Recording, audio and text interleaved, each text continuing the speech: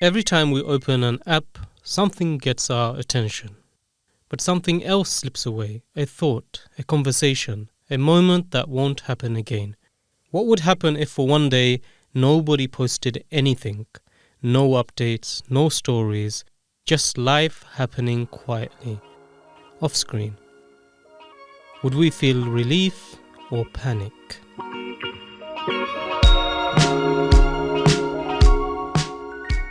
I'm Afzal Ahmed and this is Aloud. This show brings you articles made for audio.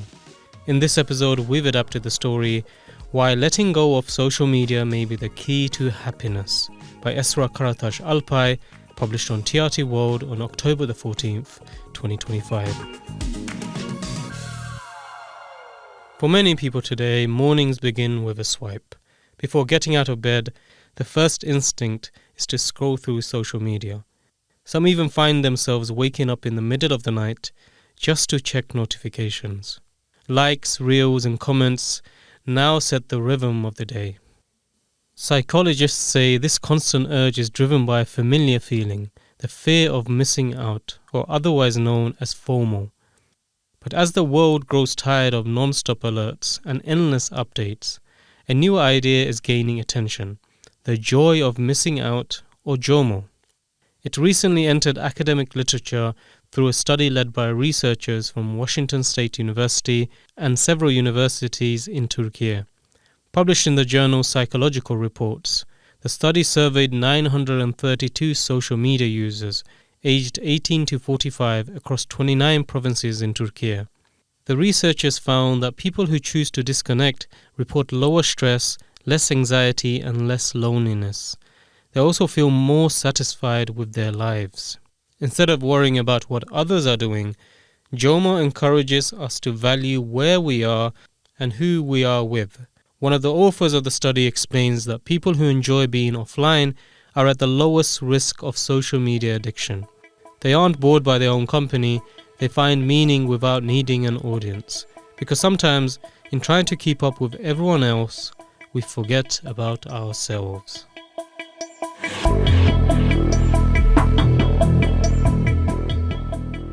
In Istanbul, clinical psychologist Fazilet Seyitoğlu says she sees the emotional consequences every day.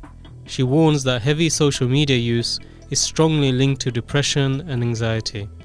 When people spend their time watching the lives of others, they begin to neglect their own and often feel worse about themselves. Online happiness becomes a performance. Nobody sees the arguments, the exhaustion, the loneliness, or even the debt behind curated images. The comparison doesn't stop at lifestyle, it also shapes life's events. Moments once meant for families, such as birthdays, engagements, and baby showers, are increasingly staged for the camera. Young girls feel pressure to look flawless, perfect skin, perfect hair, an endless cycle of beauty products due to filters and trends. Seyitoğlu says the effects reach into marriages as well. Some partners now measure affection through material gestures copied from other people's posts. Not because they want those things, but because they don't want to fall behind.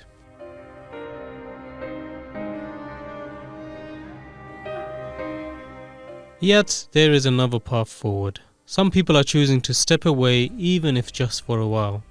One young woman shared that after deleting all her social media accounts, she finally felt like she was living again.